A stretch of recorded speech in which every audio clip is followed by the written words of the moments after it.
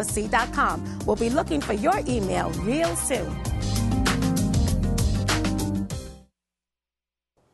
Did you know that God wants to make us trophies of His grace, and that we're all in process? And it's so fun to meet someone who's truly a trophy of His grace. Bonnie St. John has survived more than most amputation of her legs as a small child, childhood sexual abuse, and poverty. Later in life, she overcame being pink slipped by IBM, and she's been a discriminated minority and a single mother. She has been through it. But Bonnie would say she hasn't just simply survived. She has thrived. Her achievements include becoming the first African-American to win an Olympic medal in skiing, graduating from both Harvard and Oxford, best-selling author, speaking to hundreds of thousands. From the New York Times to People magazine, from the Today Show to Good Morning America, Bonnie has been sharing her secret to a rich, full, and abundant life. Live your joy. And she's here to help us, energize us. You were probably listening to the top of the show. I thought that was great. You know, one of the things I felt sort of guilty about was writing a book on how to be joyful. When you're a Christian, you think, well, God gives you joy. What else is there? You know, and what you were talking about earlier about you feel guilty if you're not joyful. You know, and I thought, well, if you have to do anything to be joyful, you know, where's God in that? But what I want people to understand is it's like a garden. We get sunshine, we get rain, we get plants, but you still have to till the soil. You still have to pull the weeds out. So to get the gift of joy, just like the abundance of the garden, we have to do some work. And so if you're a Christian and you feel guilty that you're not joyful, there's so many things in this book, Live Your Joy, to show you how to build your muscles, how to build your ability to receive God's joy. Right. Is there ever a time, though, that you just aren't joyful, and is that okay? Or are you kidding? No? Are you kidding? It's, you know, it takes time and it takes effort, and we need to respond to God, and we're not perfect. We are so human. And yeah, I go through a funk. You can ask my daughter, you know, and she'll tell you about my bad days. And you just pray, you do the disciplines that you have, but when you put the energy in, you can get back your joy. Get back to God's joy. So you mean you just didn't start out being this medal, this award-winning skier? It didn't just happen all at once. You had to work for it. Yeah. Well, and when I was little, you know, there was so much going on in my life that you know, I went through numerous surgeries on my leg. I was in braces before I had surgeries. They amputated my leg, and then they had to go back and amputate more. And you know, I was in so many surgeries. And then at the same time, I was being abused by my stepfather. Wow. And you talked about racial discrimination. Mm-hmm. My father was white, and his whole side of the family doesn't even admit they're related to me. You know, so people could be bitter. You could choose to be bitter about that. But the most important thing is to choose to accept God's joy. You may not be able to do it every day, but when you've decided, you know what, that's what I'm choosing, you can work at it every day. So what or who was it in your life that you did not choose the path to become bitter or to kind of get into self-pity even? What a great question. I mean, my mother sent us to Sunday school when we were little, and so I accepted Jesus into my heart, and I think that was important. But as a teenager, like so many people, I really turned away. And we talked about self-help and new age stuff, and I got into that and positive thinking, and that's helpful. There's a lot of helpful tools there, like The Secret. There's a lot of helpful information there. The truth is there, but God's missing. But God's missing, yeah. It's so hard for me to watch The Secret because it's like everything is so powerful. It's about self trying to fix self. And at some point, self gets into self, and self can't fix self. It's like, to me, it's like watching a child with a gun. You know, it's very powerful, but it's in the wrong hands. You know?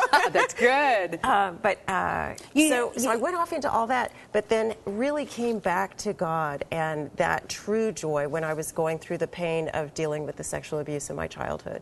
You know, because you say that your chores when you were growing up was cringe and hide. So you went through a lot of suffering. Oh, to be a teenager. You know, it's hard enough to be a teenager. I grew up in San Diego, and so I would get invited to beach parties. And you go to a beach party, and I have to wear a bikini with my leg all funny. Yeah. And then if I want to go in the water, I have to take off my leg and hop into the water and get knocked over. You know, everything was humiliating. Everything. Right. Speaking of legs, have we been able? Can we do a little show and tell? You know, because I have my cool technical leg on. Wow. I like to wear this leg now that doesn't have all the cosmetic because I am proud of it, and I think it inspires people just to see me walking around. Wow. You know, it does inspire people. Yeah, that you can have joy and have a great life. And wear pretty shoes. And we're pretty shoes. Can we see those shoes again? Let's see the shoes. Let's see the shoes. Those are beautiful shoes. Those are beautiful shoes.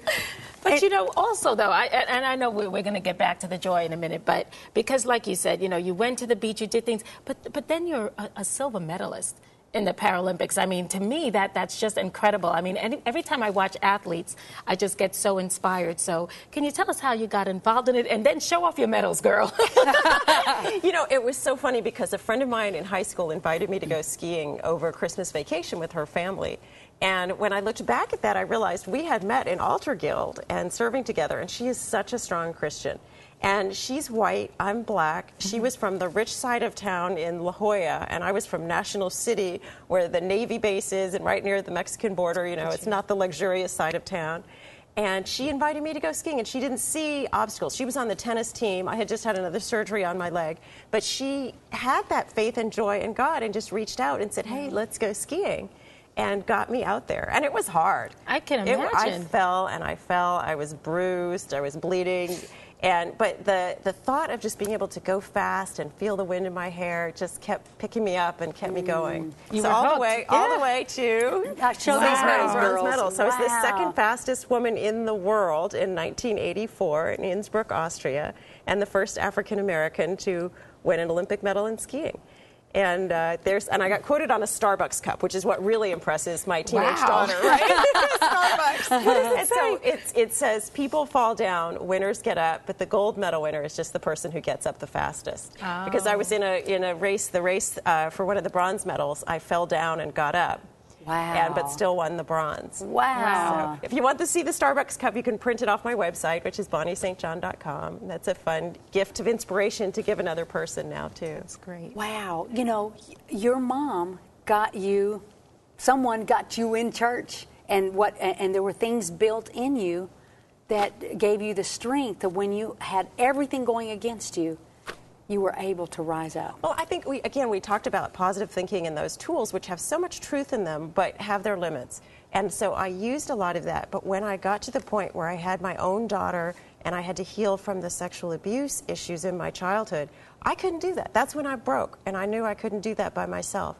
And that's when I realized I had to have God for a deeper kind of joy. Right. And that's how I ended up getting to writing Live Your Joy. Wait, we haven't talked about the devotional. No, no, you know we're gonna why? come back. Because Yeah, we're going to come come back. back. You know, there's some wonderful tools, simple things, profound things that we're going to impart when we come back. And then you've got some wonderful things that you're going to give to our viewers, and you've got more to your story of how people can walk and live in this joy that we want to impart.